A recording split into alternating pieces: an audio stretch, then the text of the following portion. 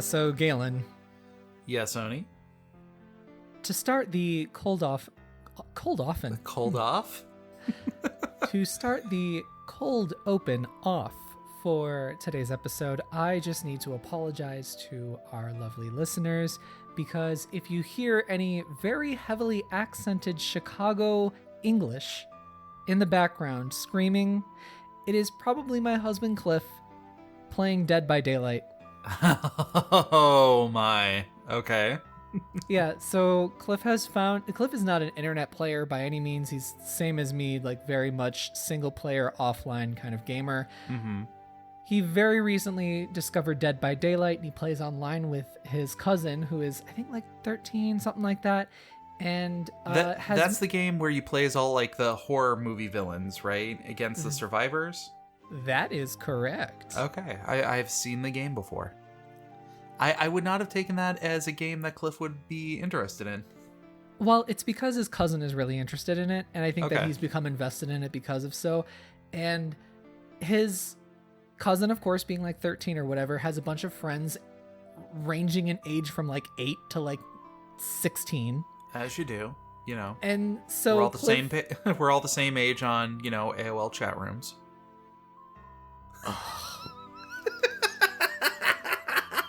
Do I need to turn into what was his name? Chris whatever? Chris Hansen. Chris Hansen, yeah. Have a seat. Well, what are you doing with the 6-pack of beer? Why don't you have a seat? And you came to meet a girl named Stacy, is that right? So Cliff has been playing with Stacy online, playing this game. And let me tell you, I very much love my mid-30s husband. He does not know how to talk to like preteens.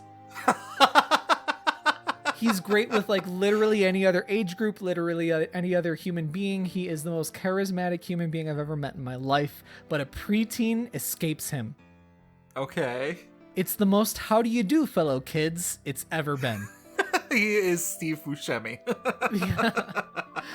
Because his eyes are big. But he was talking to he's got a friend who is probably 12 named Stacy. Right, named Stacy, and he is he's got a very Cockney English accent, like very movie like stereotypical Cockney English. Hello, love. That kind of okay. So he says to Cliff the other day, he's like, Cliff, have you ever heard of Willy Wonka? And oh God. yeah. And Cliff is like, oh yeah, I love Willy Wonka. Gene Wilder is a national treasure. And then he says back to the kid, because they're talking about movies or whatever. Cliff gave the correct response, by the way, to that question. Just saying. Right. And Cliff says, hey, so do you like watching the Great British Baking Show? And both Cliff and I love that show. It is ASMR to gay dudes in their mid-30s. Mm-hmm. But a 12-year-old does not give a shit about any of that. Can you imagine anything more boring to a 13-year-old? I mean, I don't know. You had me watching The Price is Right and, you know, House Hunters when I came to visit you, so... Don't judge me. What's your idea of fun there, okay, Mr. Life of the Party? Hey, I'm perfectly happy with that. I was fine. Passively complacent is what you are. You know what? No, my idea of fun television watching is Whose Line Is It Anyway? The American version. I'm a goddamn American. No, I like the British one. No. Ryan Stiles is obviously the superior white man on that show. Right, they're all white. They're all white, including Wayne Brady. Especially He's the whitest Wayne of them all. Brady.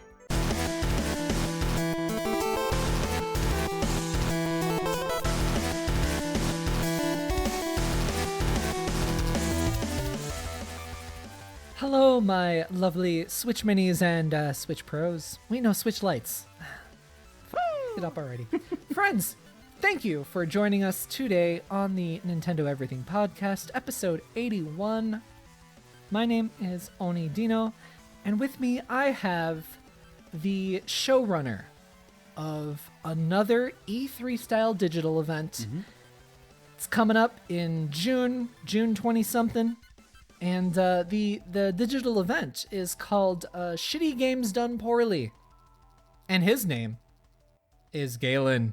Oh, thank you very much for having me. Make sure you stay tuned. We're going to go live on June 6th, and we are going to cover just specifically Konami. Their new Plinko games, specifically. They're Plinko games. Yeah. Plinko. Jesus Christ. You screwed up Plinko and Pachinko. Oh, I just realized that. I would love to see you in Japan on the streets, a man who is 2.5 meters tall being like, Sumimasen, Plinko wa doko desu ka? Plinko. Plinko doko? Maybe on our next trip out, I'll do that. The hell you will. I'm not going to be anywhere near you.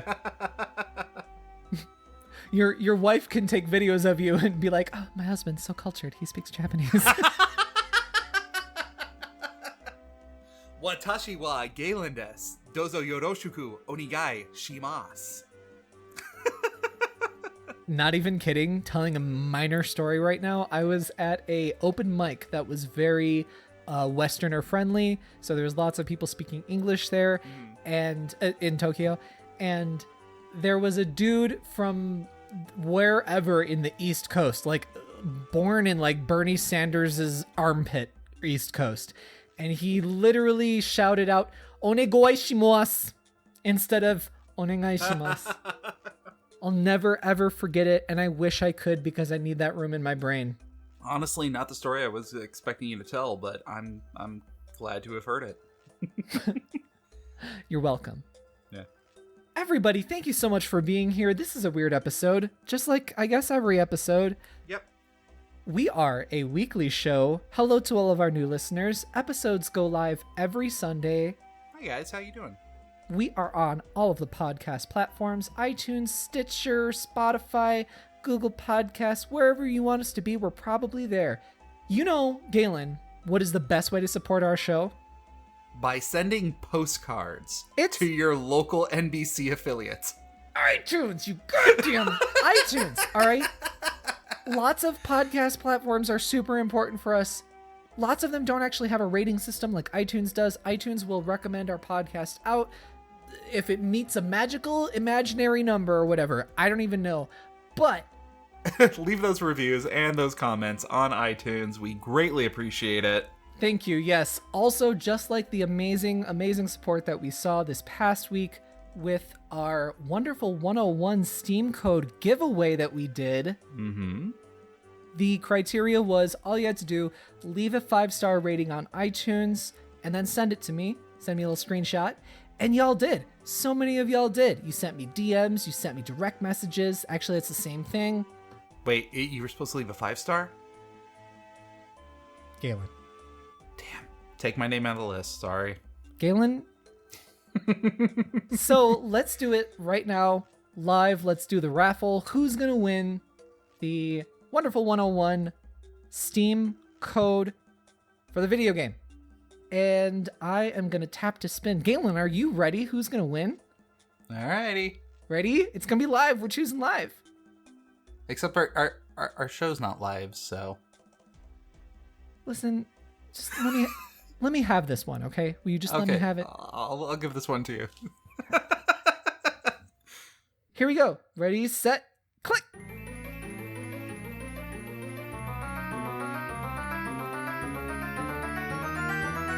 And the winner is my dog.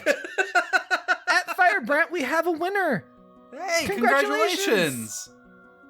You are, everybody's wonderful here, but you are the number one, or 101, or whatever. You won Steam code. Firebrand, you are wonderful. Why didn't I think of that? That was so much easier. I had plenty of time to think about that while I was not talking.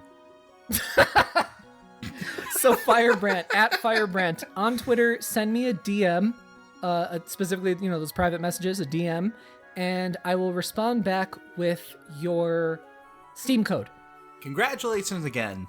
Congratulations. And if you don't, I'm gonna crack the whip here. If you don't respond by next week's episode, I'm gonna choose a different winner. I'm gonna choose another one. Mm-hmm. He's gonna give the code to me, so. Bitch, I ain't giving you shit. Thank you all so much to everybody who entered. I am not removing this list of awesome mother effers that entered in on this contest. If I can somehow, I have no idea what this might be, but if I can do something somehow to give stuff to you, I don't know what that means. I am specifically, you guys are number one top tier first list of people that are being added to that. Just an idea. Maybe we should do like an end of the year type thing where we give away something to somebody at the end of the year. Oh, that'd be a great idea. Yeah. So anybody that has left a rating or is about to leave us a rating, thank you. That helps our show grow. Our show growing lets us do more of these giveaways. So that is a huge support to our show. Thank you very much. And we want to do more of these things in the future. We really want to give back to our community as much as possible. So please do help support us that way. It's a cycle of growth. It's the circle of life, some may say. Yeah, Hakuna Matata. Yeah. Simba. So it's about 50 minutes into the show. Let's get going. Let's start the show. So Galen, this is our adventure log where we talk about the video games we played this week. We critique them, we analyze them, we review them poorly. Intermittently throughout the week, where do you tweet and do other social media? You could usually find my social media-ing on Twitter. That is at Mobius087. And you'll occasionally, once every blue moon, see me on Instagram. That is the Twitter handle true_Mobius. Yeah, huh? Which is not a Twitter handle, it's an Instagram handle. And my Twitter is at Oni_Dino, and my Instagram is Oni_. Oni Score! Oni Score, that's my new name. My Instagram is Oni__Dino. This is my second beer of the night. I haven't been drinking lately. So, this past week, I have to say, Galen, I've been playing more Hyrule Warriors. Definitive Edition on the Switch. Nice. I love that game very much. I have literally nothing to say about it other than it's a great hack and slash. It's a great Warriors title. One of the better licensed property Warriors titles. That does seem to be one of your go-tos. It really is. Just like, it's almost like I get my day started with it. I just like turn it on, play one match, or I go to bed, I play one match, and that's it. Yeah. It's great. I'm kind of the same way with Animal Crossing lately. I just jump on for 10 minutes, do my regular stuff, and then just tune out after that. Beautiful. Yeah. Video games are nice. Video games are so nice. Yeah. The world is not. I also played just a tad bit of Deadly Premonition Origins on the Switch this week. Oh, okay. Yeah. However, I fell asleep during the breakfast dining room scene. Those who have played Deadly Premonition know exactly which scene I am talking about. I took a little nap, fell asleep, which was quite refreshing, but I had to stop playing the game after that. You missed out. I mean, now you won't know truly why skateboarding is a thing in the next game. Zach, what's this? In the coffee, I'm seeing Galen telling bad jokes about Child of Light? So, this week, I decided to play a 2-year-old port of a 6-year-old game made by a bunch of Canadians. Ooh! Child of Light is this wonderful storybook RPG that takes a page from my favorite battle system, or turn-based battle system out there, Grandia. As you play as this lost princess in a rhyming storybook world, trying to find your way home from death, apparently, because it tells you that at the very, intro of the game. Find your home from death. Yeah, exactly. Literally, the opening cutscene is telling the story about this king who, his daughter dies, he becomes heartbroken, but this is what the daughter experiences when she wakes up from death. It's weird. Now, Galen, I have played Child of Light, and your little intro there, it makes me feel a feeling I thought I forgot. I thought there was a little, but there's actually a lot. I see what you did there. Brilliance. Brilliance. Just Hemingway flies out in my mouth. Yeah. Unless you're playing as the first, partner character, and then you just can't rhyme for shit. So. Go on. I got thoughts. Go on. All seriousness, yes, this is a Ubisoft game, and yes, this is a 6-year-old game. This is an absolutely beautiful pastel-colored world. Everything looks like it was taken directly out of a storybook. The atmosphere of everything is absolutely gorgeous. Partnered that with the music and the ambiance that goes along with it, it sucked me into the game right away. Hell yeah. Coupled with that, as you may have guessed, the character writing in it is fantastic because everybody takes this twist of creating a rhyme in the conversation, and it's not always the same person who is completing that rhyme. There's a back and forth that kind of goes to it that really makes you feel like you're reading something out of a storybook. So when it first introduces you, you're going around, and I kind of got the feeling like there were going to be some platforming elements to this. There was a lot of jumping between gaps, moving vertically as well as horizontally. Pretty soon into the game, you find this little firefly that seems to move around, and you can control it with one of the sticks. And that becomes one of the puzzle elements. You can actually light up the firefly to go through tunnels and to illuminate glass to project like color puzzles onto the wall in the background, and just very well done. And I'm already seeing a lot of potential of what you can do with all of this. It certainly doesn't get boring. Absolutely.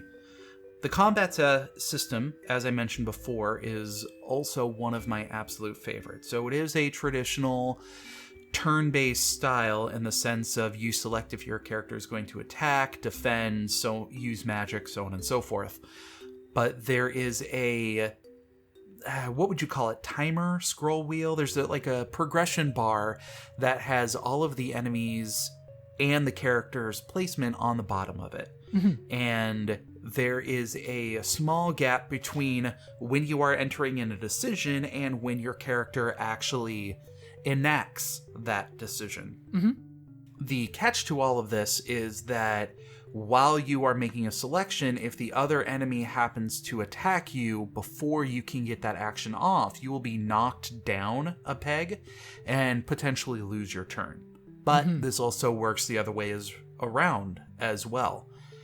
And I really, it's been a while since I played a game that has utilized this kind of mechanic, and I forgot how intricate and how diverse the battles actually become when you do that.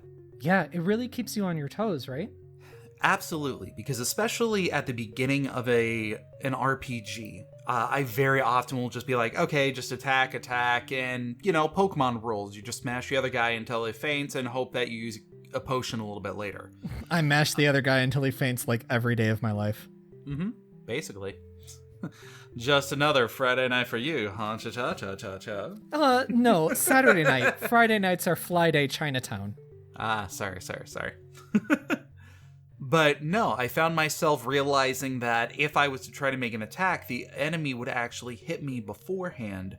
So you can defend, which goes instantly, and not only are you preventing a majority of the damage to be dealt to you, but you also don't lose your place in that queue.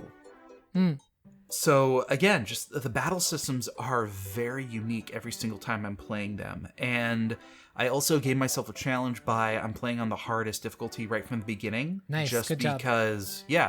Just because I want that challenge kind of going into it. Well, also there's the gamer cred that clearly we need to keep up, No, absolutely. Like, you're just going to be absolutely floored when you see my Switch trophy library. Mm-hmm. He's a 420 no scorp. Mm-hmm. Mm-hmm. Capital J gamer over there. Capital JR gamer. So far I am thoroughly enjoying the game. I've gone through my first boss battle. It's interesting because the fight leading up to the boss battle, I actually had more trouble with because I let them get a surprise attack on me by mistake. And that dramatically changes the entire tone of it. Yeah. It like dictates the first like 3 turns. Yeah, I legitimately thought like I was in trouble for quite a bit of that battle. But then I got into the next one and yeah, it was a lot easier than I was expecting. So now I picked up this game because it was on sale on the Switch and it was on sale for about $5. I think it still is by the time this goes live. So I highly recommend that. Absolutely. I do feel like I got a little bit of a bonus, however, because there is a crafting system that is involved with this game where you get these number of different crystals and gems and spheres that you can combine and you equip to your, your sword, shield, armor, whatever. Depending on what slot you equip those gems to, they will do different things. So the same gem can give you faster speed in your bar, or it can give you a lightning elemental attack. The edition that I got, which was, for all I know, the only version that's on there, is a collector's edition that comes with like the DLC and everything like that with it. But it also does come with a starter pack of like 3 of the first basic sets of jewels, or I think it was like 10 of each jewel. Yeah. And I didn't really realize that at first until I already started utilizing them, and I realized how much of a beginning of the game advantage that they actually gave me. Yeah, absolutely. I really, like, just speaking for me, don't like that in video games. Ubisoft does that a lot, and it's completely optional, so like, whatever. But I really hate that, like, it's like, pre-order a game or get the DLC or get the special edition, and you get the part that ruins the freaking game flow of the entire beginning part of the game where you're learning the mechanic. I hate that. No, I agree with you. The game coming out for the PlayStation 4, The Last of Us Part 2, they have a collector's edition that one of the things that you can get with that is that you get faster crafting time and an ammo upgrade for your character right from the beginning. And I don't know, like reading into that, I was kind of like, I don't know if I want that because it does kind of change the entire flow of the game right from the beginning. So I know exactly what you mean. Yeah, because if it is a properly designed game, then like you're designed to have, X amount of ammo in your clip or whatnot. Yeah. Staying critical of the game, however, I have noticed a couple of things that have me a little bit worried right from the beginning. For starters, I don't know if this is just me or if this is specific to the game, but there were a couple of times I was playing it that it wouldn't actually accept my commands. What? Well, like, I was playing the game and getting ready for my turn, because backtracking a little bit, one of the things you can do in combat, you still have control of that little firefly guy, and if you have him hovering over an enemy, you can hold down a button and it slows that enemy down. And that's kind of a way for you to subtly impact the flow of combat. However, when you hold this button down, there's a magic gauge or like a spirit gauge that slowly drains when you do it. So you don't want to use it all too often. Anyway, I would get ready to use the attack and I'm like, okay, time's paused while I'm making a decision. I've got everything set up and slow the enemy and press the go button. Trying to get the most out of, my spirit gauge. Except it wouldn't read my input of selecting the command. So it would just showed the one guy using the spirit power, but I had to press 2 or 3 times. There was I don't know if there was a delay or what. I also don't know if it was just my controller or something, but there was definitely an input lag while I was making a decision. And I haven't noticed that with any of the other games that I've been playing recently. So That's odd because when I played the Wii U version back in the day, never had that occurrence at all, and I very liberally used that, like, your little will-o-wisp buddy. I used his little power to slow other enemies down a lot. So yeah, I'm hoping it was just a one-time fluke. I'm definitely going to be playing this game some more, so yeah, if it does happen again, I will definitely let everyone know on that. But another thing that I found out is after you beat the first sets of bosses, you get these fairy wings that let you kind of fly around the map. And it's a Metroidvania-esque, here's this new power, now you can explore more of the map. yeah. I haven't played much further past that point, but all of those notions of puzzle solving and platforming that I originally had leading up to it, if I now have flight, a lot of that is like taken away from what I understand. So it's going to be interesting to see if it lets me hold on to that, or if this is just now the status quo of me traversing the levels. Yeah, if I remember right, like, there wasn't a whole lot of, like, platforming, but there was a lot of exploration that I had to do. I don't remember if there was, like, a limit on how much I could fly or something like that, but I do remember feeling satisfied with the level design. Okay. Yeah, I mean, it's not necessarily going to make the game any worse. It's changing my expectations of the game as a whole. Now, you've played this game before, and it looks like you have some opinions on, especially some of the characters on here. So, what are your opinions of that? Well, I really liked the game. I actually bought the Switch version as well on sale just because I wanted to support this game, and I also knew I would want to play it eventually. Yeah. I really liked lots of stuff about the game. I felt that the end felt very rushed, and it almost was like we were missing an entire chapter. But just in general, everything I really loved. The music, the visuals, the battle system, exploring, all that stuff was great. A small complaint that I have that actually was very prevalent throughout, so I don't know if that makes it big or whatever, but the rhyming thing during dialogue. Like, the writing was nice, but the rhyming thing was so inconsistent. Like, sometimes they'd rhyme, sometimes they wouldn't. Sometimes it was metered, sometimes it wasn't. And it was just like, just so incredibly inconsistent. It didn't seem to be following any kind of rules whatsoever, where I'm like, man, I know what an incredible challenge that would have been to make the whole thing rhyme or make the whole thing metered or something like that. Like, just as somebody who writes or localizes, writing that shit takes extra freaking time. Yeah. But I wish that there would have been some sort of rules to this whole thing. Like, maybe your main character rhymes. Maybe, this other playable character, they're doing limericks, or maybe this other playable character doesn't rhyme, but they have this kind of weird thing that they say. You know what I mean? Some sort of just like well-defined rules would have really benefited, I think, the dialogue. Yeah. That said, still a great game. Still, I recommend it. So you're telling me that when the rhyming doesn't flow, it fills you with a sense of woe. I'm saying, Galen, that rhyme sucked, and I feel like I'm gonna fire you. So, but still a really good game. Still very, like, melancholic Wizard of Oz, because you meet all these really interesting characters that feel like they are a part of this world. Like, great world building. I'm glad you mentioned that, because even from the very beginning of the game, like, with the story that they gave you at the very beginning, and then leading up to you being introduced to, like, the Queen of Light, or the story of the Queen of Light that's there, I'm already seeing a lot of correlations that give me very Wizard of Oz-esque vibes to how the story is going to be going.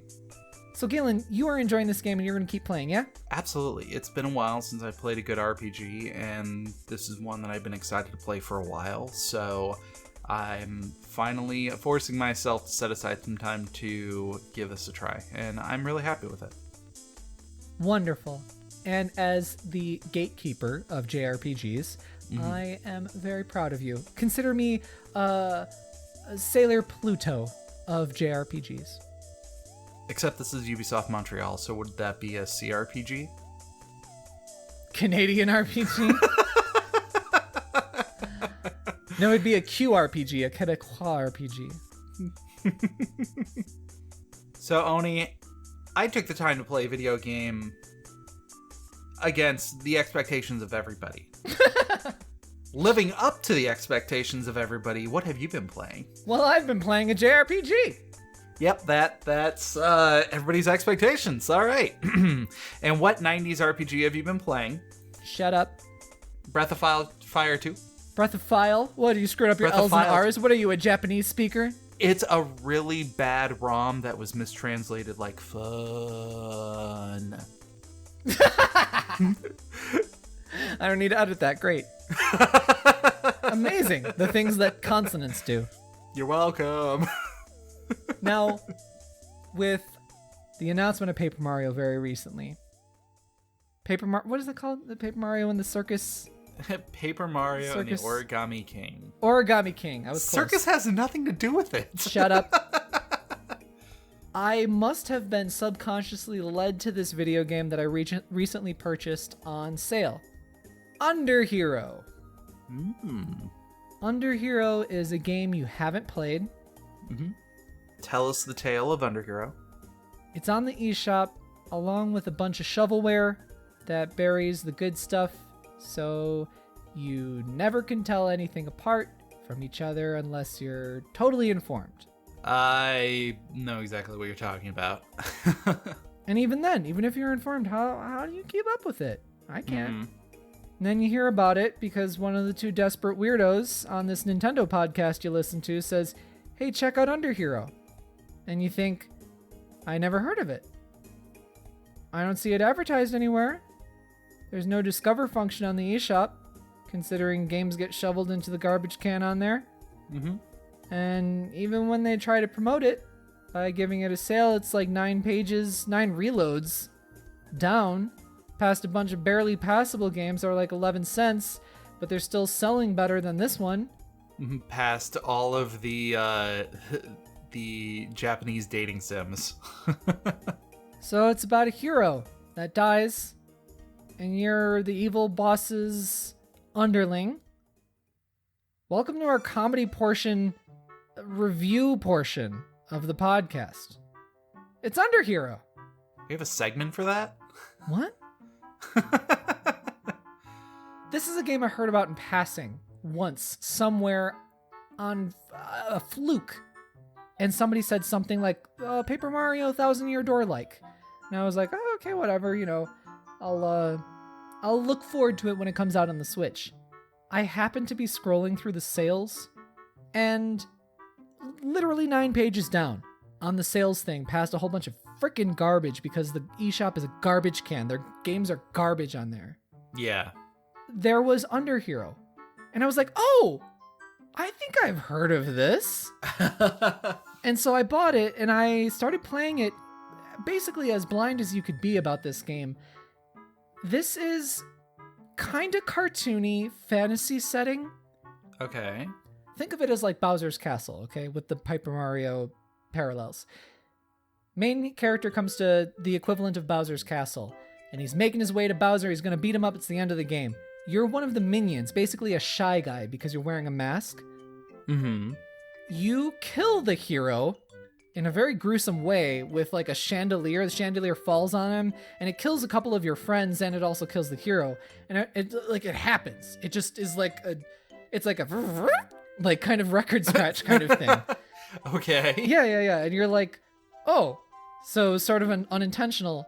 And then you go to see the last boss for whom you work, and then he's like a total freaking weirdo, and he sends you on a quest to give back the 3 like mystical gems to the 3 main bosses that the main hero already defeated and took the gems away from. So you're like doing it in reverse.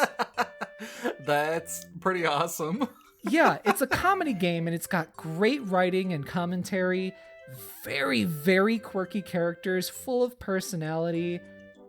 Great writing for each character. Characters sound different and say different things. It's not overly written, which is like, apparently I'm the only person in the world that has this criticism because I've never heard anybody else agree with me on this. But I think that Paper Mario 1000-Year Door, for all of its wonderful bonuses that it has, the big problem for me, at least back then, was that it was so overwritten and had way too much dialogue. And I was just like, oh my God, you already made your joke. You already made your points, making it less funny, less engaging.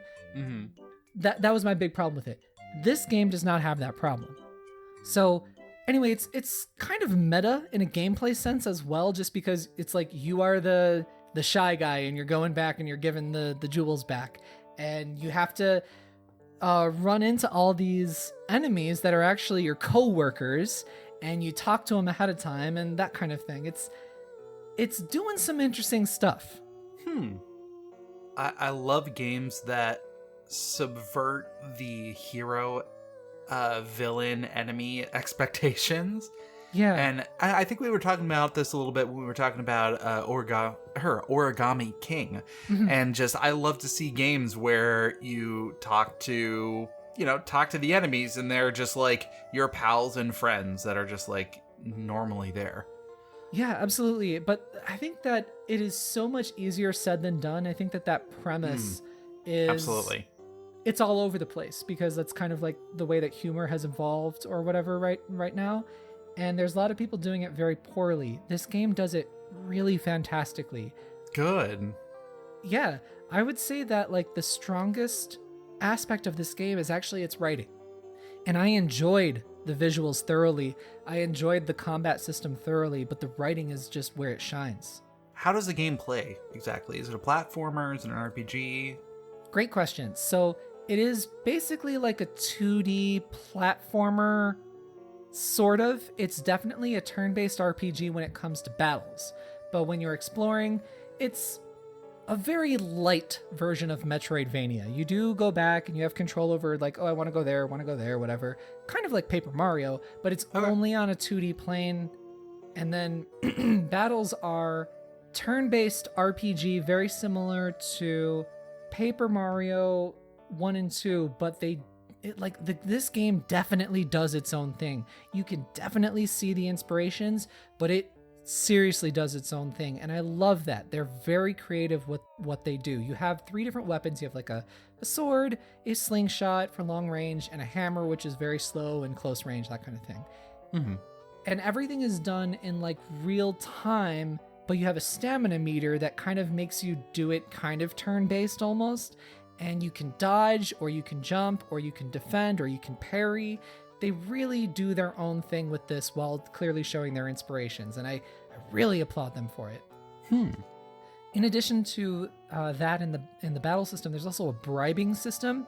So you meet with an enemy, and you talk to him right ahead of time. You can optionally talk to them ahead of time. And those enemies might give you like hints or whatever about the area.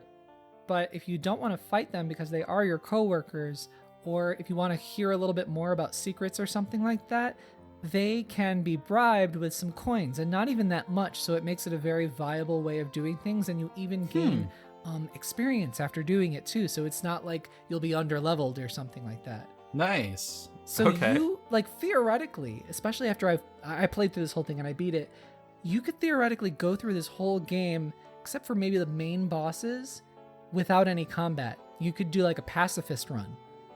Huh. And if that's done well, I really freaking appreciate that in a game. Like, I think Undertale does that. Yeah. And there is actually a gameplay and narrative reason for you to do that later on in the game as well. Really? Yeah, they do such interesting things. This is an extremely ambitious game for like I think it's a 4-person team, not counting like the QA people. I really have to recommend this to people that are thinking about Paper Mario. You know, they got that Paper Mario bug back inside them, the Paper Mario virus. Papermonial virus. I tried to do a coronavirus thing. I have no idea what it just came out of my mouth. And if you're like, you know what, the new Paper Mario game, you know, looking interesting, don't know exactly what it is, it's not the 1,000-Year Door, check out this game, Underhero, because it does some interesting ass stuff. Just out of curiosity, when did this game come out?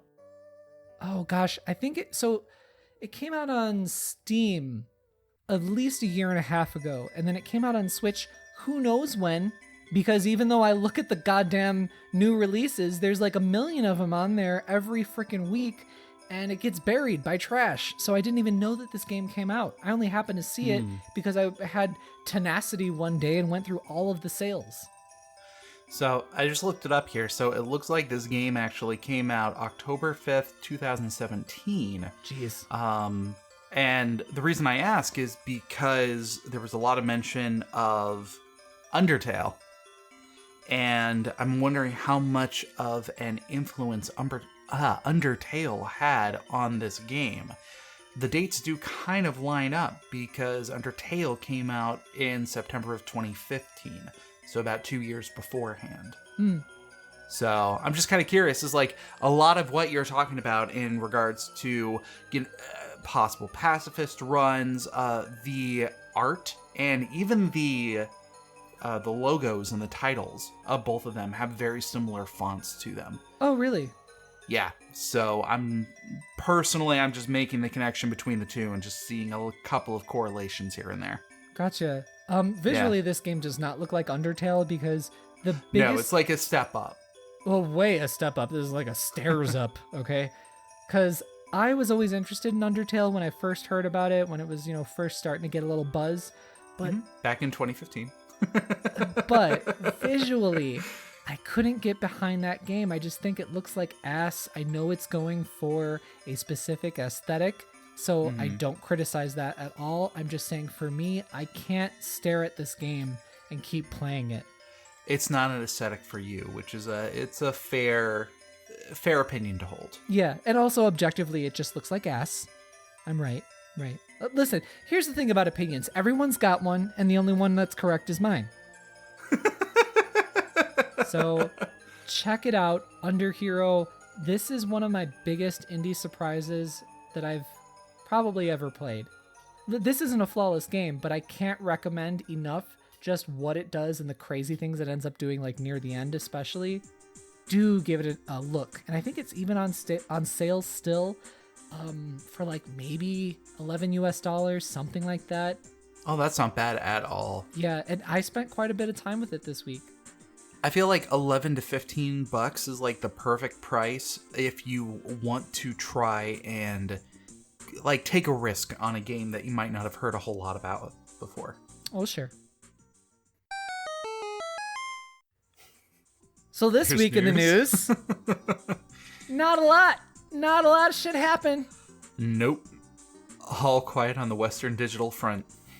We did some excellent I shouldn't say excellent. I did them, so I shouldn't compliment them. Did some translations on Xenoblade this week on our website, NintendoEverything.com. I did some more. I'm not sure when they're going to be posted, but probably this weekend, probably a little bit later. Just check out our website.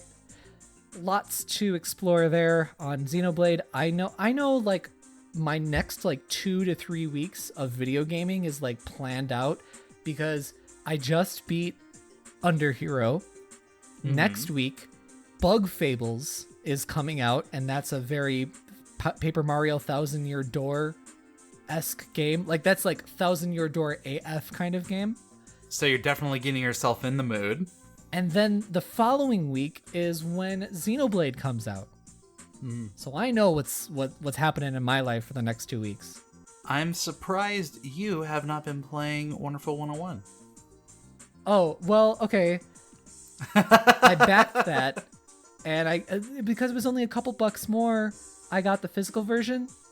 This was before the coronavirus happened, and so my physical version is in the mail. Coroni, Dino. Coroni.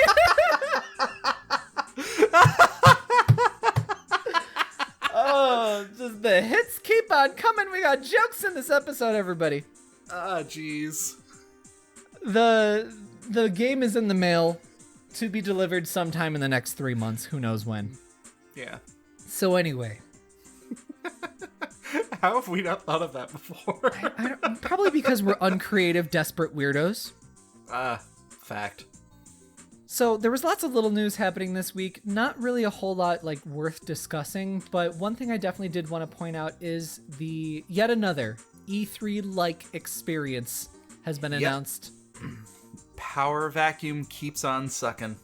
And suck we do. New Game Plus Expo Showcase has been announced. This is happening June 23rd, being streamed on Twitch. This one has such interesting ones like NIS America, Way Forward, both Sega and Atlas are going to be there. Arc Systems is going to be good. So there's a lot of names that I feel like have some pretty decent quality, but their hits aren't at that high, like, AAA tier. Yeah, this is honestly tailor-made for me AF, because people like Playism, Natsume, SNK, Grasshopper are there. This is really one to check out, because this is like, I don't know, this doesn't exist, but like A and AA games, those kinds of games that like we need in the industry. Everything can't be an indie or a AAA game. That is unhealthy in the industry. Mm-hmm. So this is where I revel. This is where the jank lives. This is where creativity lives. Oh, Koei Tecmo's there too. Are they? Yeah. Oh yeah, what up, Koei Tecmo? We love you. Love them. I was thinking about them recently. Yeah. So this is one to watch. We're going to be talking about it for sure on this podcast in the June. Most definitely. And you know, I know I made the joke beforehand, but this is just another coalition of developers trying to all gang together at one point now that E3's been gone. Honest question for you. Are you appreciating more of these smaller groupings, or do you miss the one large E3 gathering that everybody's going to be showing at? God, I don't know. I don't care enough.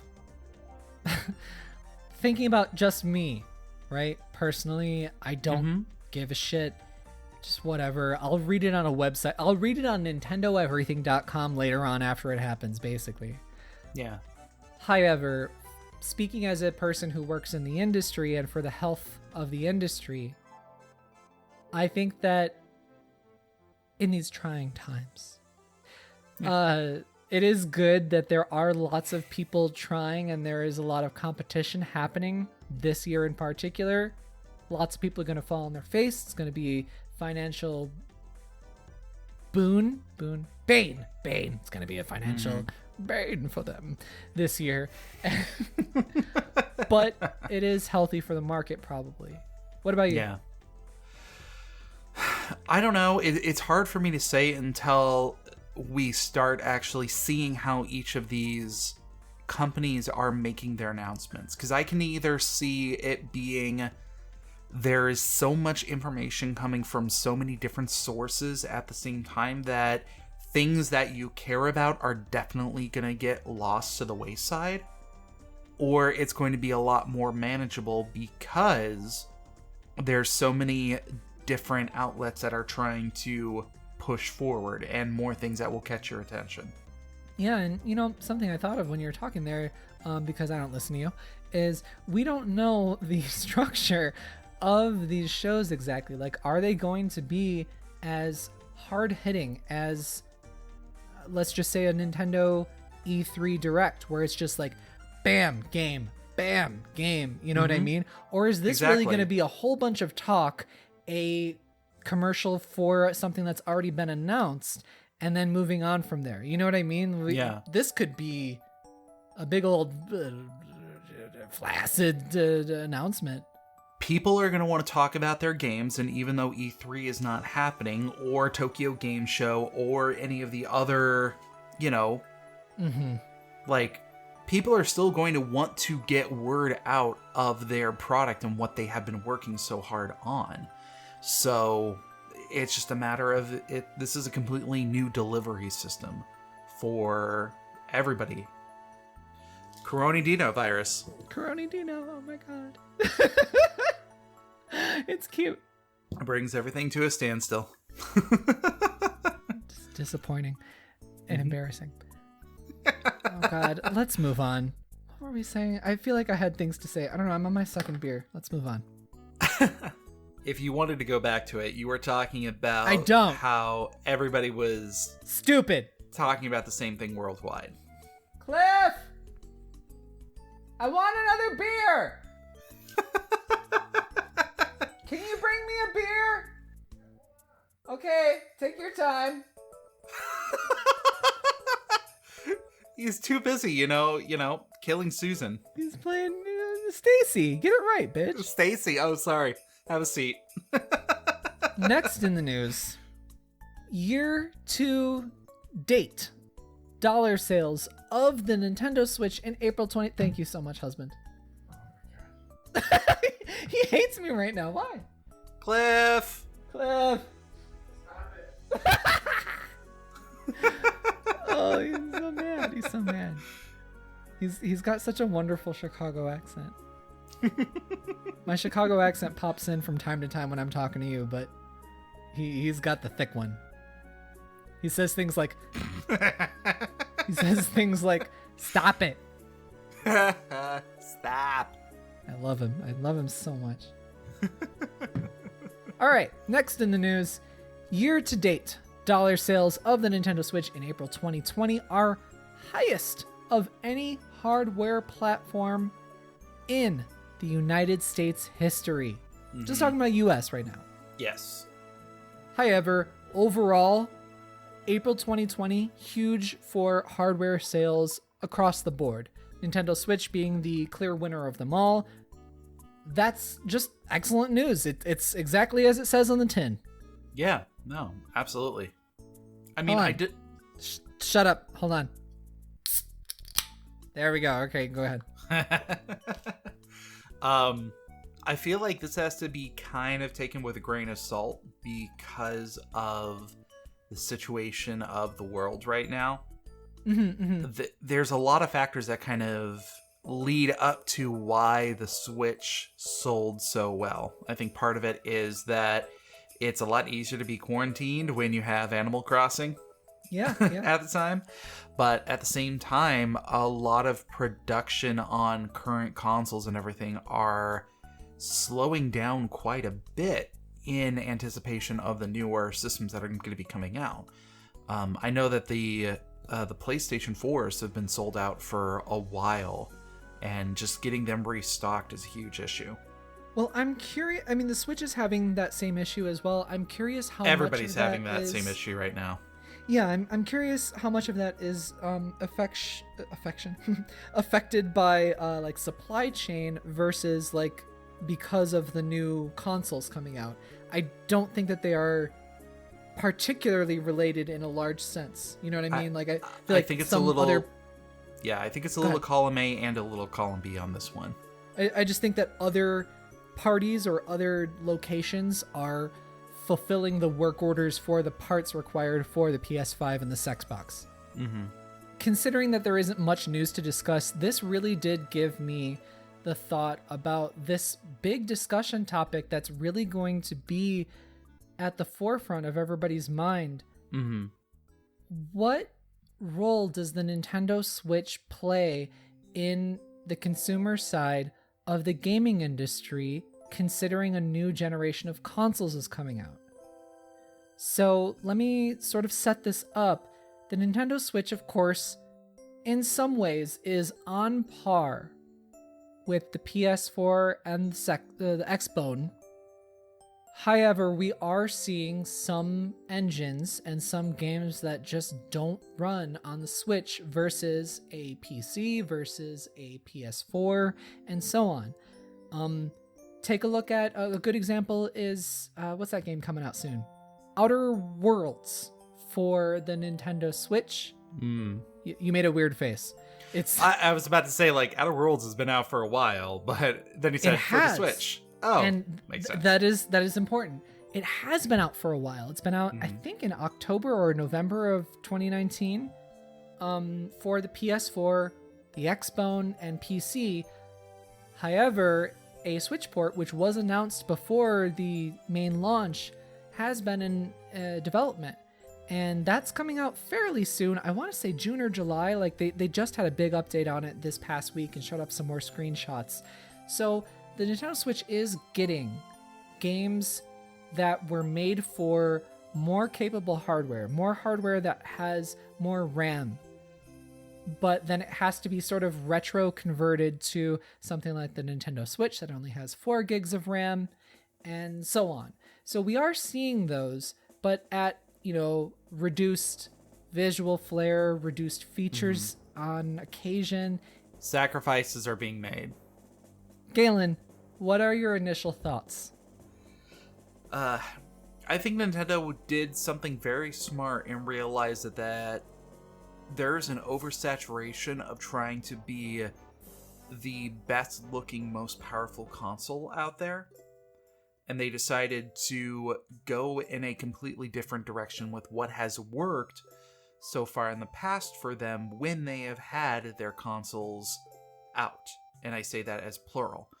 I really think that making the system as a handheld unit in addition to a console unit, even though they can't compete from a standpoint of our system is going to look better than yours, or we can have 1,000 more zombies on the screen, what they can compete in the sense of, well, you can take our system on a plane with you.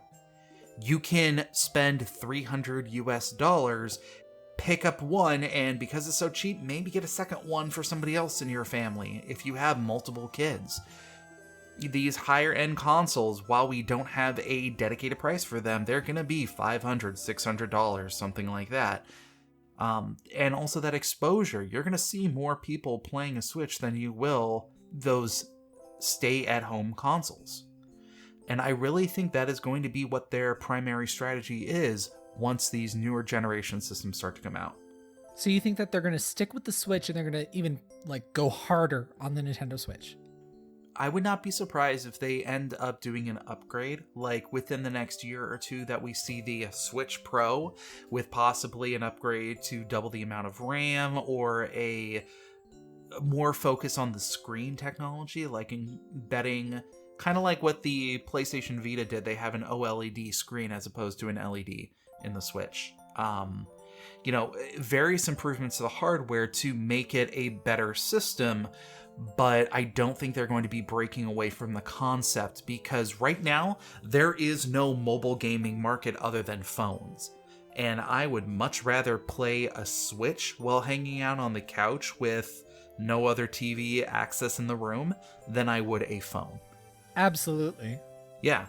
And I think they've got that hook, line, and sinker. I agree with you.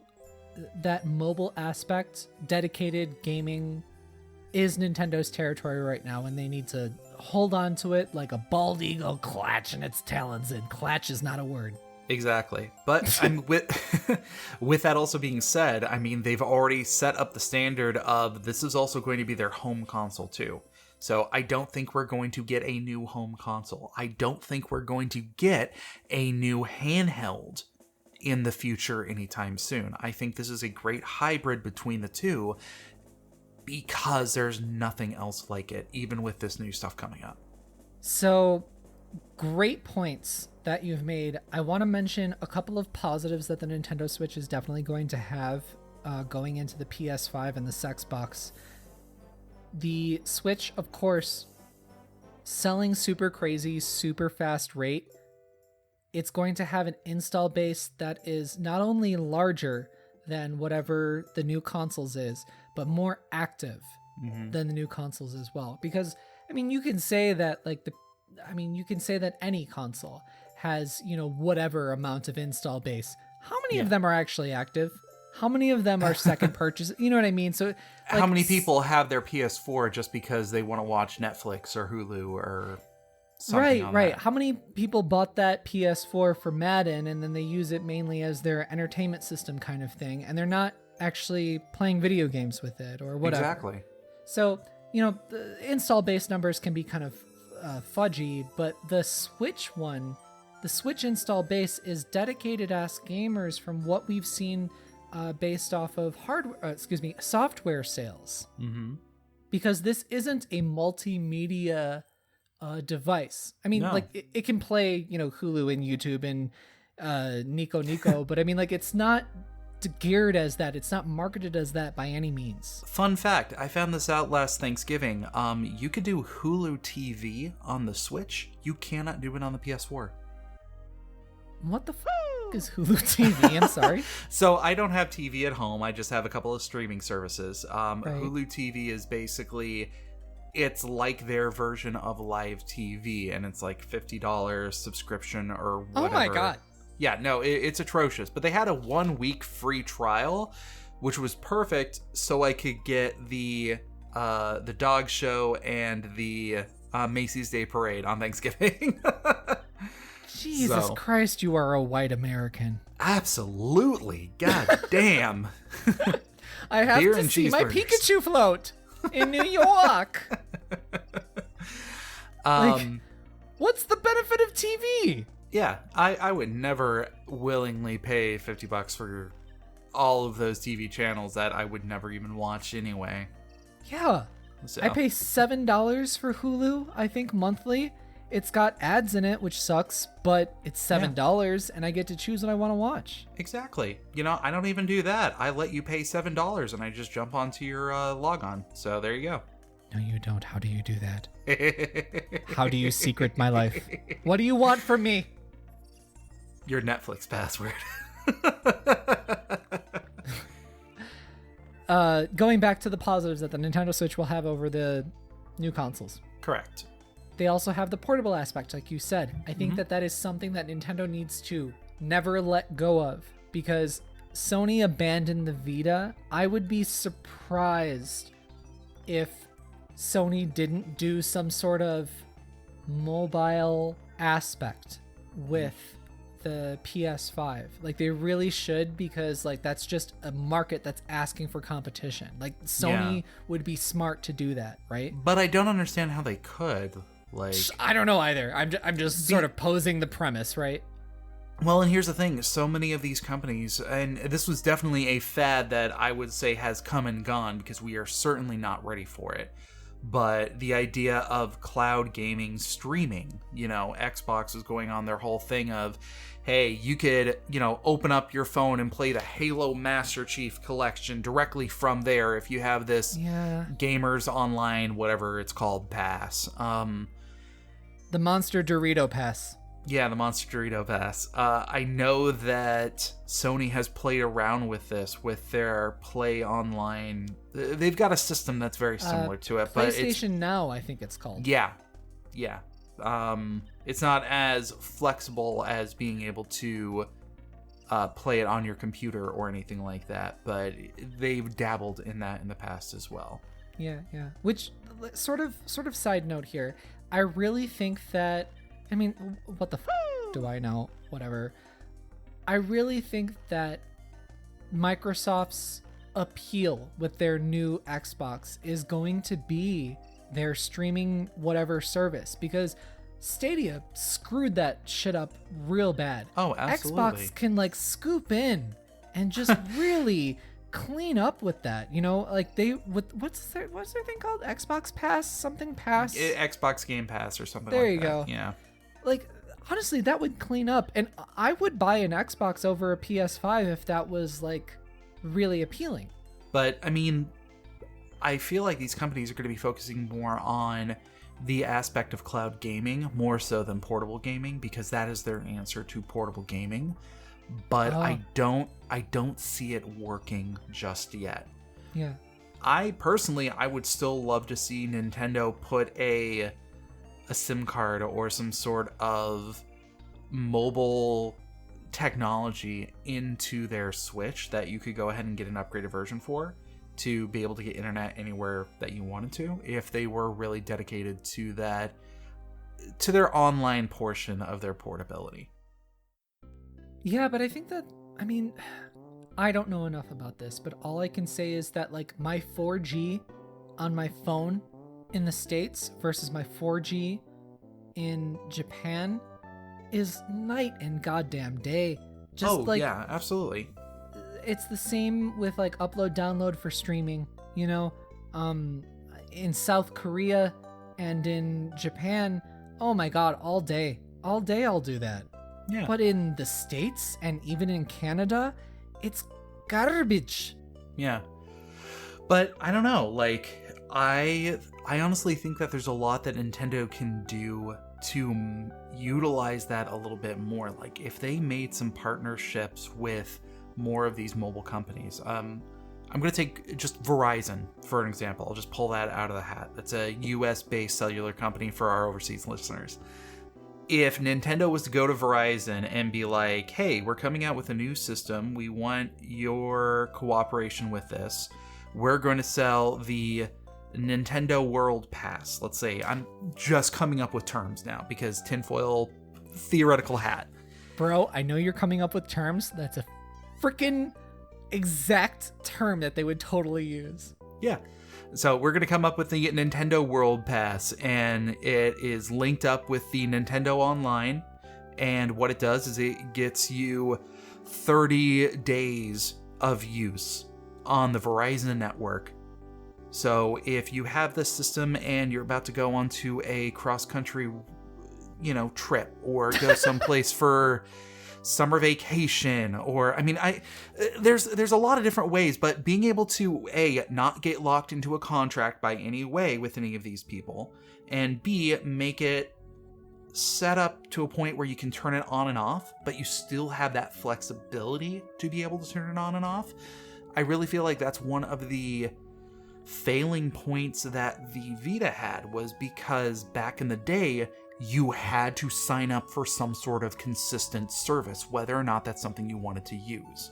Oh, for their 3G? Yeah, because their system originally had a model that was, you had your Wi-Fi only, and you also had Wi-Fi plus 3G service.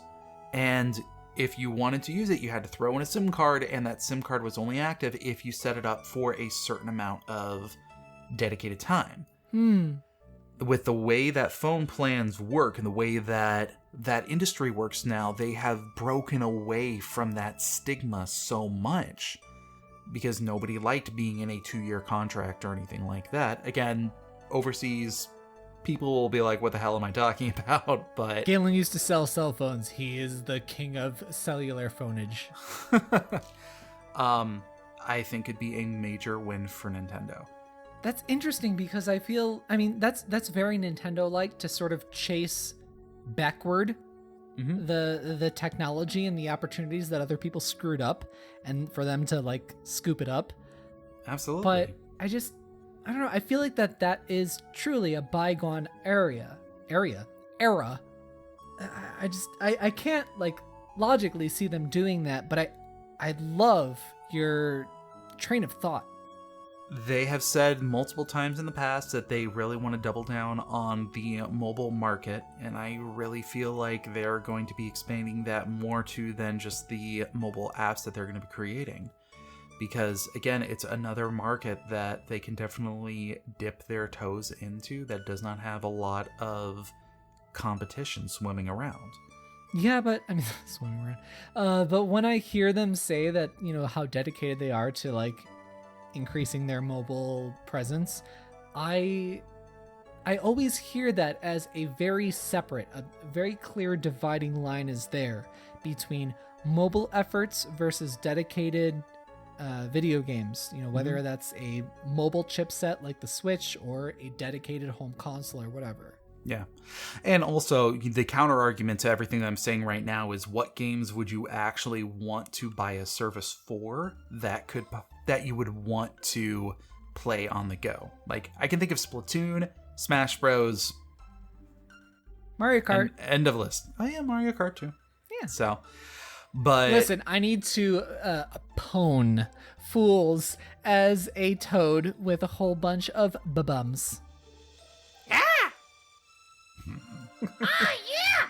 Get smoked! I do need to check on all of my friends' islands when I'm traveling cross country. So see, it's more than you know. I would love to be able to play Tetris 99 more consistently. So with Hideki Kamiya, there you go. That dude would floor you. But again, having an online connection and being able to have all of that accessibility while you're on the train without having to log onto a Wi-Fi hotspot. And I know that Wi-Fi hotspots are also the alternative there, that if that's something that you want, why don't you get one? This is just in Japan, I mean. Yeah. Well, and even in the States too, although they're not as good as the ones in Japan. On something that you mentioned a little bit earlier, and sort of this is a segue, but the Switch Pro model that, we've been speculating about, we've seen Nintendo, of course, do half-step models constantly, whether it's the DSi, the new 3DS, the Nintendo 64 expansion pack. Mm-hmm. So anyway, what I really want to say here is, like, what if Nintendo were to make a Switch Pro model? How could that bridge the gap between the current Nintendo Switch and PS5 and Xbox? Would that bridge the gap properly enough to last them through half or a full generation of consoles with the new generation? So there is actually an answer for this, and Oh? Are you familiar with the term of an external graphics card? Oh, I think that's something sort of recently? Yeah. So a couple of companies have been dealing in this concept of an external graphics card, and it's literally something that you plug into your laptop or even your PC to some extent, and it's adding an additional graphics card to the system. So your system, the hardware that you're currently using, stays exactly the same, but it draws upon this extra processing power from this external device in order to give you better looking games and to make things run much more smoothly and quickly. The laptop that I actually bought myself last year, it actually has a dedicated port on the back of it for if I ever wanted to put one of these external graphics cards into it. Fascinating. I actually had to look that up because I had no idea that was a thing. With that being said, the Switch is in the rarest of opportunities to utilize the docking station in this capacity.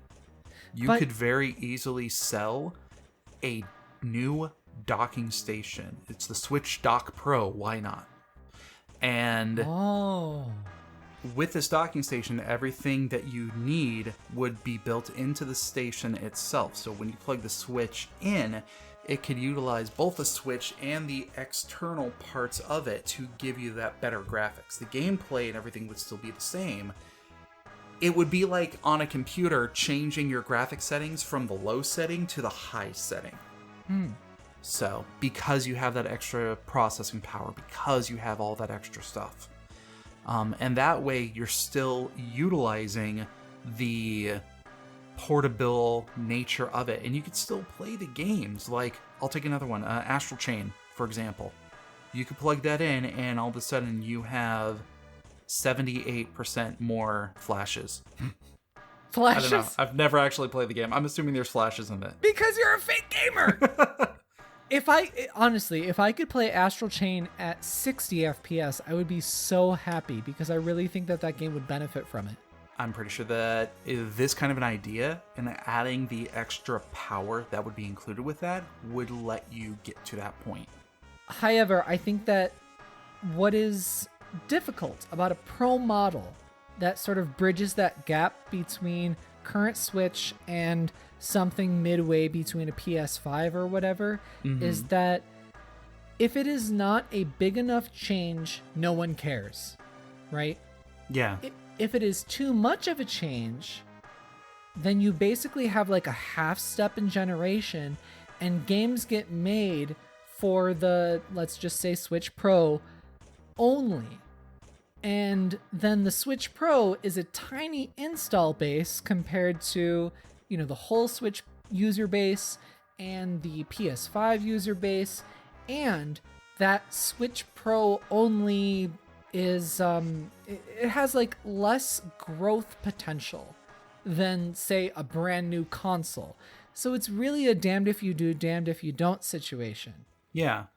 Well, and that's why I like the idea of the additional of a Pro docking station itself, because you're not asking people to buy a brand new console. You're asking people for an expansion pack, essentially, to the system itself. That's, I feel like, has been one of the biggest problems that I personally have faced every time I see a company do a Mark II version of whatever their system. Take the PlayStation 4 and the PlayStation 4 Pro, for example. I would love a PlayStation 4 because I think it has a lot of really cool things you could do with it, and I would love to see a lot of those games in 4K at 60 frames per second or higher. But I have a stock version of the PlayStation 4. I bought that on day one. Same. And it's so not hard. day one, but... Well, it was a gift. Oh, nice. But it's so hard for me to bite that bullet and make those cosmetic changes when I already have been like living with all that stuff in the past. Plus, everything I've downloaded onto the system would have to be transferred over. With the Switch, you won't have to do that. You already have the system that you've had for X amount of time. It's just a matter of putting it into a new spot. Yeah, if that's freaking possible, I would love that. Like a cheap ass add-on, basically like the expansion pack that you switched out for the Nintendo 64. If that was plugged in, you didn't have to buy a new Switch, you didn't have to buy a new anything, and that worked. That could work for them. Yeah, and I don't imagine it would be cheap. I imagine that it would probably cost close to the cheaper cost of the unit. Like, I'm imagining like $200 to $250 or something for this, because you'd essentially be buying a brand new graphics card to put into the system, and PC Gamer Master Race, because they spend all the money to get to that stuff. A lot of graphics cards kind of go for around that area. Yeah. But again, it gives the consumer the amount of customization that if that's something they want, they can spend money on it. If they don't want it, they still have the cheaper option that they can buy into. You're not having to invest all of your money in one single unit. Yeah. And again, the portability aspect of the Switch, I think, is what is going to make this system last so long. Oh, absolutely. And, that's the other thought I had is, like, with the Nintendo Switch, and I feel like maybe I brought this up, like, a year ago or something, like, super long ago. It has this fantastic red mage kind of spot in gaming where it's like... Jack of all trades, master of none. Exactly. Where it's like, okay, we're right here. Based on what happens in the game industry, we're going to either go totally 90 degrees left or 90 degrees right, So, like, say the new console system is or the new console generation is super crazy good. Hypothetically, and I personally don't think that this is a good idea, they could say, okay, Switch now 100% portable, and we're going to release a brand new home console dedicated, and it's super powerful, blah blah blah, and then they have two consoles again, right? I don't think that's a good idea, but like Nintendo Switch has currently that flexibility. Absolutely. And here's the other thing, I'm going to completely change this around. Let's say they wanted to get into the visual power aspect of it, but they don't want to create a docking or a new dock or anything. They've got the actual console itself that they can go ahead and rely on. If they spend more money on a Switch Pro as a brand new unit that you would have to buy, but instead they create a higher end display, something that would be able to make the game flashier and make the game more visually appealing. Do you mean portably, or do you mean portably? Yeah. Portably, huh? Yeah, because if you are working on such a small screen, there's not as much that you have to process in the background. So you can use that as a graphical trick to get away with some things that you might not be able to on a larger screen. For example, bumping it up to about a 144 Hz refresh rate. Frames per second and refresh rates are something that I kind of like glanced over the past, because I've always primarily been a console gamer and I haven't really noticed or seen the difference. With the laptop that I bought last year, it's a gaming laptop, it's got that trademark to it. one of the things that it has is a higher end refresh display. And playing something like, I think it was Destiny 2 that I played on the PC compared to playing on the PS4. Seeing the difference between those two was eye-opening, because it's literally like the best example that I could have thought of. So if you were to somehow be able to make a Switch version where when you had it in portable, you had that display with that higher refresh rate, and you can have 144 frames per second or 120 frames, there's nothing else that's like that out there. And to be able to play something like whatever they're being able to play Splatoon on that at 120 frames is jaw-dropping. I think it's much less likely they would go that way, but that is what they would need to do if they wanted to try to stay competitive with these higher-end systems, unless they went the route of the Pro Station, or the Pro Dock. Pro Station!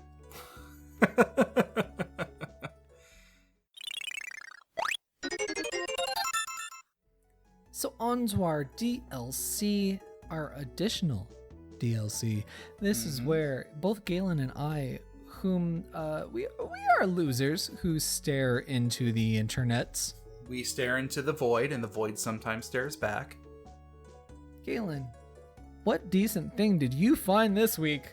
So this week I'm going to recommend a weird series I found. It's a Netflix exclusive called The Midnight Gospel.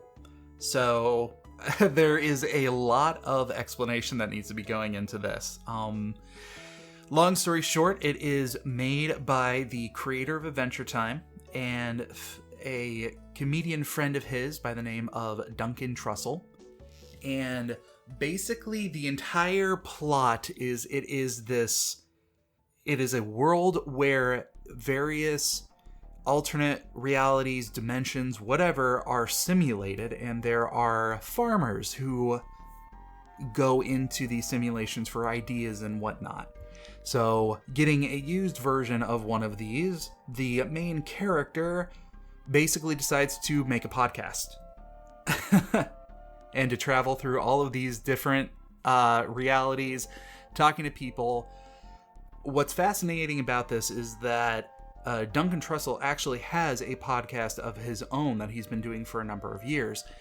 A majority of the show is literally just him interviewing the people from the podcast. They ripped that audio straight from there. They touched up a couple of pieces, and they added some new stuff, so, you know, it makes sense in the world that they're doing. But the conversations that they have with each other, everything from existential, realities to states of awareness while under the influence of drugs to the circle of life and death. Like, there is it's the kind of conversation that if you get really drunk and you want to have a philosophical discussion with somebody, or at least pretend to have one, that's the kind of stuff that will show up.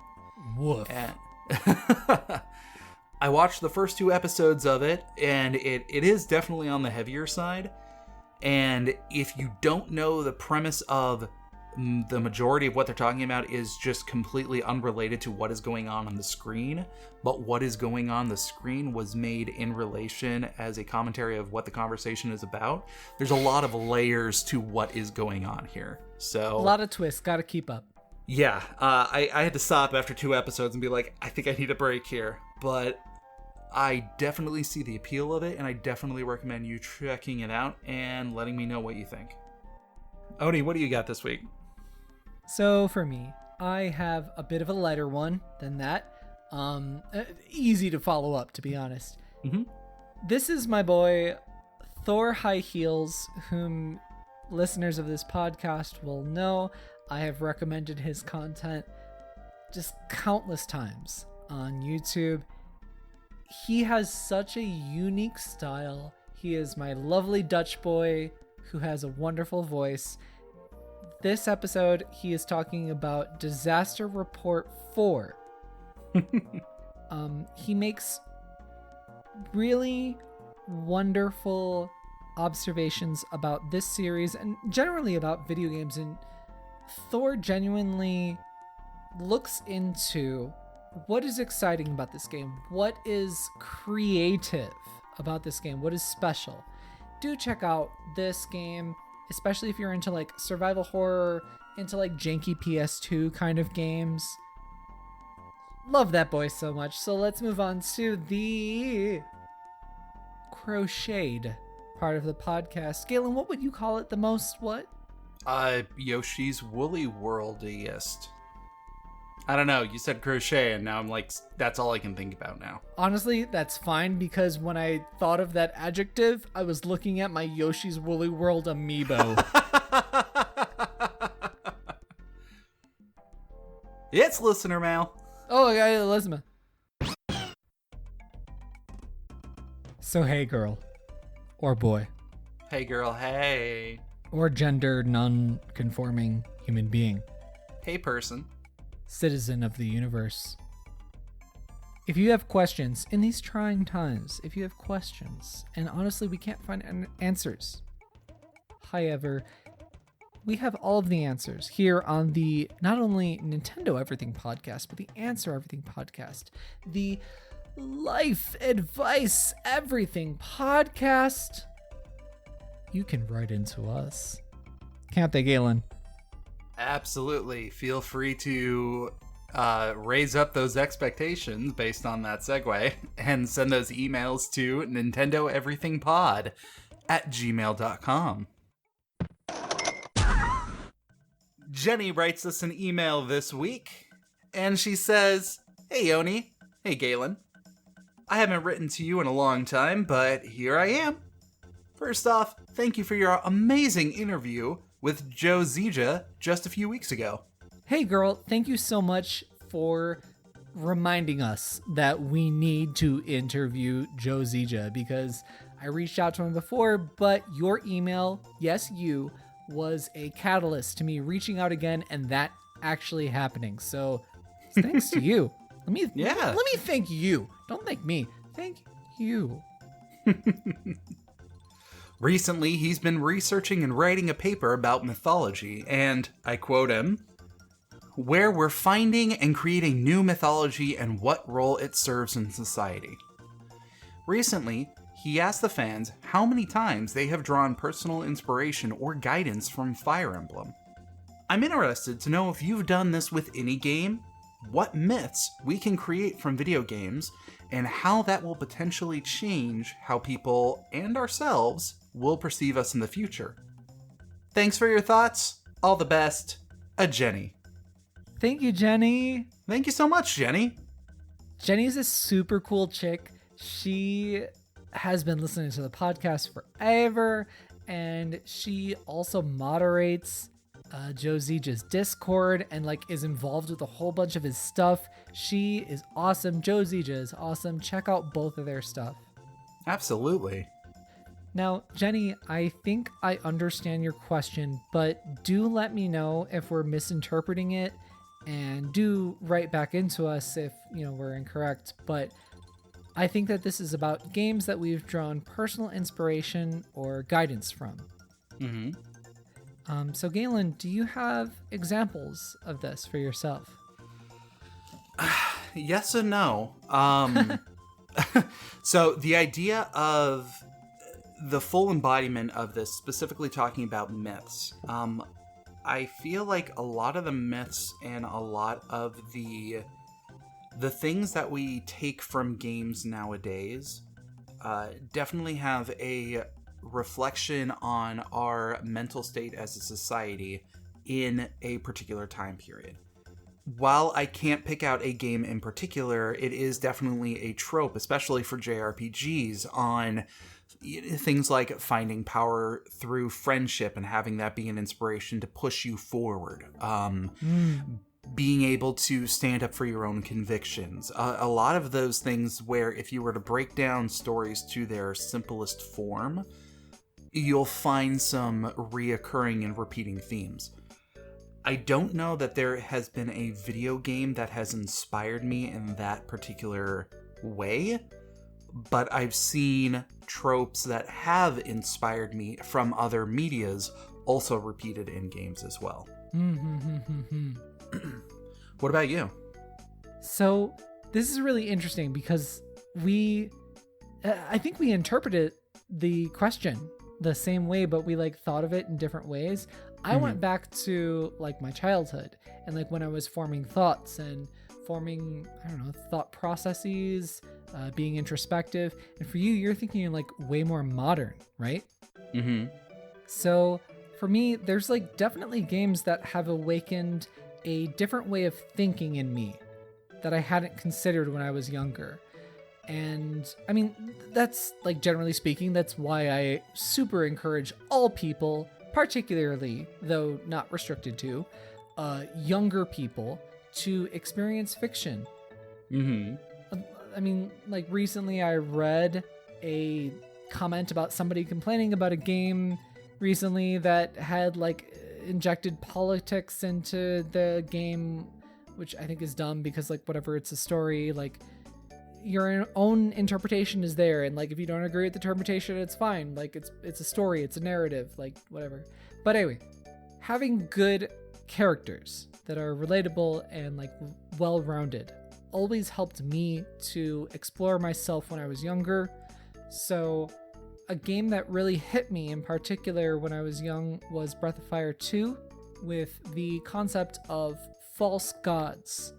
There is a church and a school of thought where it was a like overtly so to the point where you couldn't ignore it. The church and like the evil was very Christianity-like in the real world, where having grown up Roman Catholic, kind of just thinking about it slightly differently was a bit of an awakening to me. So Breath of Fire 2 really not like changed anything, but just like kind of gave me like a little, hey, what about this? Or that kind of thing. Yeah. And also in that same game, the character of Nina. Nina was a Windian, a character who was born with wings from a tribe that is born with wings.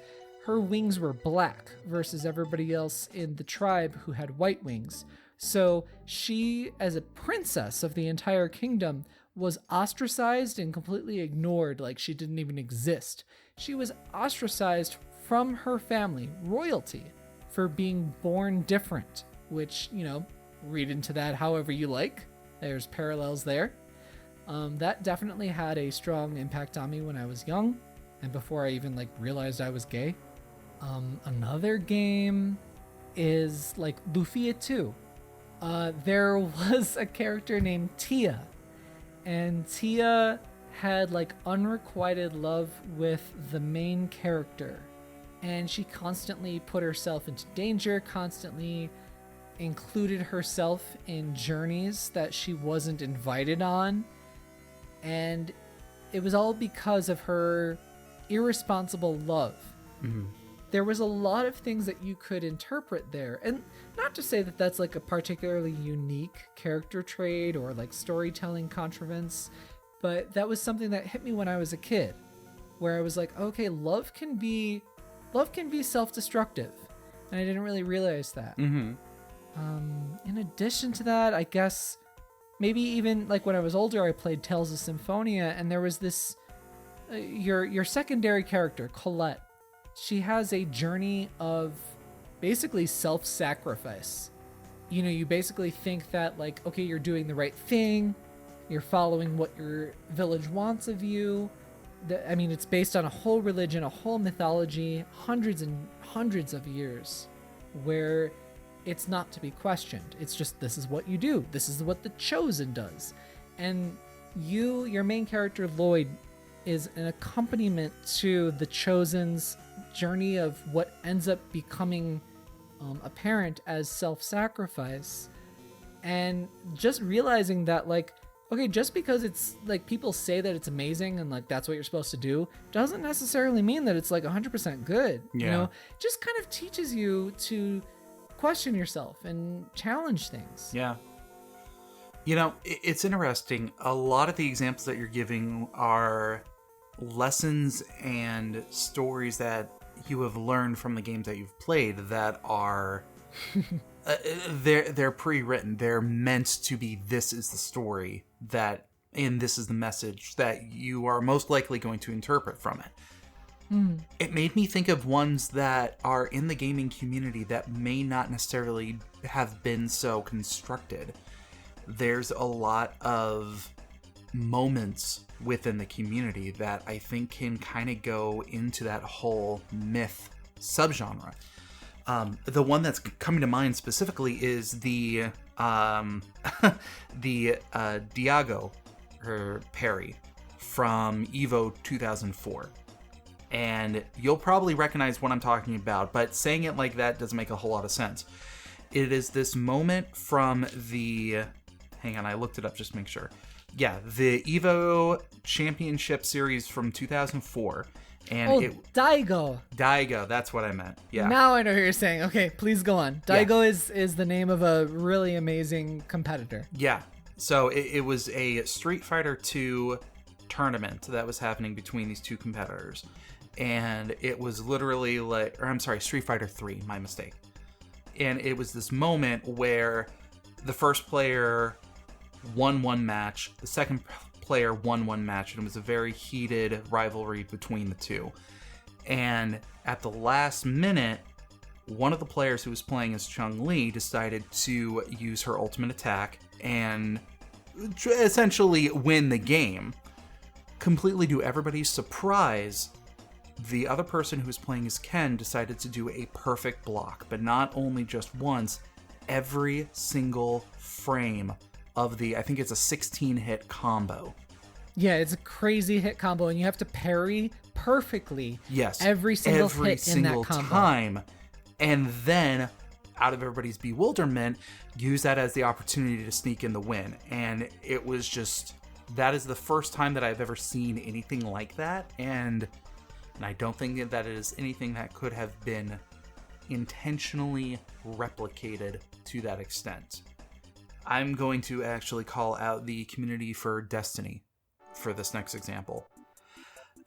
There's different lore tabs and everything like that you can actually pick up while playing the game. And one of them was this really weird, multiple choice, choose your own adventure type thing.